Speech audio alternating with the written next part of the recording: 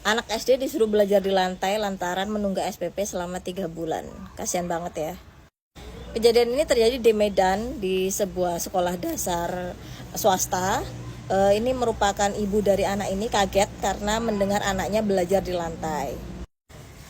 Katanya pihak sekolah ini udah memberikan keleluasaan karena ibu ini tidak membayar SPP selama 3 bulan. Harusnya anak tidak diperbolehkan ikut ujian, tetapi masih diberi toleransi untuk mengikuti ujian. Namun tidak diperbolehkan ngambil rapot gitu.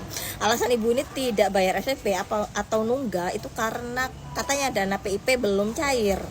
Saat diwawancara di rumahnya, Jalan Brigjen Katamso Kota Medan, Kamelia, nama ibu ini, menjelaskan duduk perkaranya. Dia mengakui kalau anaknya menunggak uang sekolah hingga 3 bulan karena dana PIP belum cair. Artinya kalau ada anak yang menerima dana PIP, artinya dalam masuk keluarga yang kurang mampu gitu ya. Dia terdesak kebutuhan ekonomi, mengingat suaminya hanya bekerja sebagai tukang bangunan. Karena belum membayar uang sekolah selama 3 bulan, saat pembagian rapot di akhir tahun, anaknya juga tidak bisa menerima rapot. Ibu ini meminta dispensasi waktu pembayaran kepada kepala sekolah. Kemudian sebelum anaknya masuk sekolah, wali murid mengumumkan di grup WhatsApp orang tua bahwa siswa yang belum membayar uang sekolah tidak diperkenankan belajar. Saya pikir cuma kata-kata. Jadi ibu ini nggak expect kalau anaknya disuruh belajar di lantai. Dia pikirnya ya biasa aja, nggak apa-apa gitu ya, kasih toleransi juga. Saya menyayangkan sikap dari guru tersebut yang mana bertindak kurang etis menurut saya. Kalau memang anak tersebut tidak diperkenankan mengikuti proses pembelajaran, harusnya dia kontak ibu atau wali murid dari anak tersebut untuk menjemputnya pulang aja gitu. Karena memang anak itu tidak tahu apa-apa ya. Saya khawatir dia jadi trauma ya, karena merasa bahwa saya tidak mampu, saya mendapatkan perlakuan diskriminatif gitu. Padahal ya harusnya yang menyelesaikan itu ya pihak orang tuanya. Orang tuanya sendiri harusnya juga harus sadar ya, kalau memang ada sesuatu yang dia kira itu tidak bisa dijangkau. Itu kan jumlah nominal 180.000 ya, SPP itu 3 bulan. Artinya 1 bulan itu hanya 60.000. Kalau menurut saya memang itu murah, tetapi untuk sebagian orang mungkin ya tidak murah. Tapi kalau kita memang sebenarnya ya tidak bisa membayar untuk sekolah anak, tidak stabil ekonominya, jangan menyekolahkan anak di sekolah yang kita tidak mampu stabil memperoleh pendapatan yang sejauh itu. Apalagi kita hanya mengandalkan satu sumber, misalnya dari dana PIP. Kita nggak punya uang lebih untuk membayar, sedangkan itu sekolah swasta. Kita perlu tahu ya teman-teman, sekolah swasta itu operasionalnya itu ya dari dana wali murid atau SPP dari anak itu. Karena dana operasional dari pemerintah untuk sekolah swasta itu berbeda dengan dana operasional sekolah negeri. Makanya sekolah swasta itu mengandalkan sekali dana dari orang tua. Ketika orang tua membayarnya telat, maka ada kemungkinan guru itu juga digajinya telat. Bersyukur sekali ya ada anggota DPR yang cepat tanggap dari Partai Gerindra ini bantu biayai siswa SD yang dihukum belajar di lantai. Katanya anggota DPR ini mendapat instruksi dari Pak Presiden ketika ada masalah di masyarakat supaya hadir di tengah masyarakat, sehingga beliau ini juga hadir untuk menyelesaikan masalah ini. Dia membayar sekolah anak tersebut, jadi 2,5 tahun dilunasin sekaligus uang sekolahnya. Namun pihaknya juga menyerahkan sepenuhnya kepada Ibu MA, yakni Kamelia, apakah MA tetap ingin bersekolah di situ atau pindah. Kalaupun pindah pun mau dibantu untuk menguruskan gitulah oleh anggota DPR ini.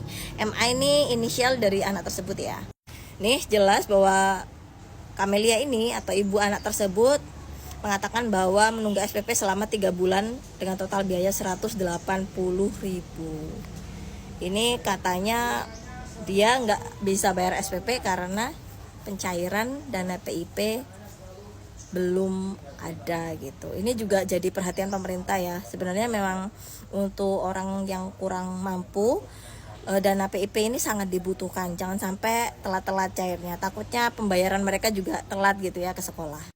Pelajaran penting seperti yang sudah pernah kita temui di kasus-kasus di sebelum-sebelumnya, hal ini sudah terjadi ya sebenarnya, bahwa yang namanya tindakan sanksi di sekolah itu ada baiknya untuk tidak melibatkan anak, kecuali memang anak yang bersalah. Kalau soal pembiayaan, jelas ini berkaitan dengan orang tua. Jadi harusnya pihak sekolah menyelesaikan hal ini dengan pihak orang tua. Anak jangan dilibatkan. Kalaupun anak tidak boleh ikut belajar, ya sudah disuruh jemput oleh orang tuanya gitu ya. Jangan sampai dia diperlakukan yang tidak baik seperti ini, ya tidak etis seperti ini. Ini juga akan mencemarkan nama baik guru, seolah-olah guru ini kejam, jahat gitu ya. Tapi ya memang saya harus akui bahwa guru yang melakukan sanksi ini tidak etis gitu ya. Tapi bukan berarti beliau kejam atau jahat. Saya pikir nggak begitu. Yang selanjutnya untuk orang tua. Lagi-lagi kalau mau sekolahin anak di sekolah swasta, kita juga harus paham bahwa operasional sekolah itu dari wali murid ya. Anda harus menerima konsekuensi itu. Kalau bisa Anda juga jangan telat bayarnya gitu. Anda juga harus mengukur kestabilan ekonomi Anda untuk menyekolahkan anak Anda di sekolah tersebut, apa kira-kira mampu atau enggak. Kalau nggak mampu ya ambil sekolah di negeri-negeri aja, yang jelas-jelas aja lah. Takutnya anak Anda ini yang akan jadi korban gitu ya, dan nantinya urusannya jadi panjang. Saya memberikan saran ya kepada orang tua, guru atau siapapun itu, kalau memang ada satu permasalahan, ada baiknya diselesaikan secara musyawarah dulu ya. Jangan langsung merekam kemudian menyebarkannya di media sosial, karena belum tentu apa yang Anda lakukan itu 100% benar ya. Sama seperti ibu guru itu lakukan juga tidak 100% benar ya. Kenapa anak Anda disuruh belajar di lantai? Itu juga karena Anda telat bayar sekolah, ya kan? Begitu juga dengan guru itu. Setiap guru juga pasti mungkin punya pemikiran lain, cuma memang guru itu ya salah. Menurut saya ini akan sembrono sekali ya kalau misalnya tiba-tiba ada permasalahan terus diviralkan, semuanya diviralkan, seolah-olah kita hanya ingin mencari simpati publik, tetapi tidak untuk menyelesaikan inti dari permasalahan itu sendiri. Ini coba ya kita lihat ulasan di Google ini ya. Awal-awalnya ini 2 tahun yang lalu sekolah ini mendapatkan rating bagus ya, 5,55, tidak ada masalah. Tapi sejak kasus ini muncul, ratingnya nih 12 jam lalu, 13 jam lalu, ini ratingnya buruk sekali, bintang 1. Padahal belum tentu orang-orang ini sekolah di sekolah tersebut ya. Kita tidak bisa memberikan penilaian kalau kita tidak langsung terjun di dalamnya gitu. Penting bagi kita untuk melihat permasalahan itu secara komprehensif, baru kita bisa memberikan penilaian terhadap satu masalah tersebut. Saya memang pihak luar, tapi saya di sini juga pernah menjadi guru. Saya juga pernah menjadi wali murid gitu ya. Saya tahu posisinya dan kita harus sadar diri di mana letak koreksi kita. Orang tua itu salah, guru itu juga salah.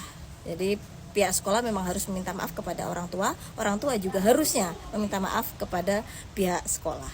Selanjutnya ya sangat berterima kasih ya kepada anggota DPR yang udah aware gitu ya, udah mau responsif menindaklanjuti setiap permasalahan yang ada di masyarakat terkait dengan pendidikan. Ini memang satu proses panjang ya. Semoga banyak sekali anggota DPR ya, bukan hanya dari Partai Gerindra tapi dari partai-partai yang lain yang peduli dengan masyarakat, memberikan bantuan atau advokasi kepada masyarakat terkait dengan pendidikan di Indonesia. Gimana menurut kalian? Tulis pendapat kalian di komen section di bawah.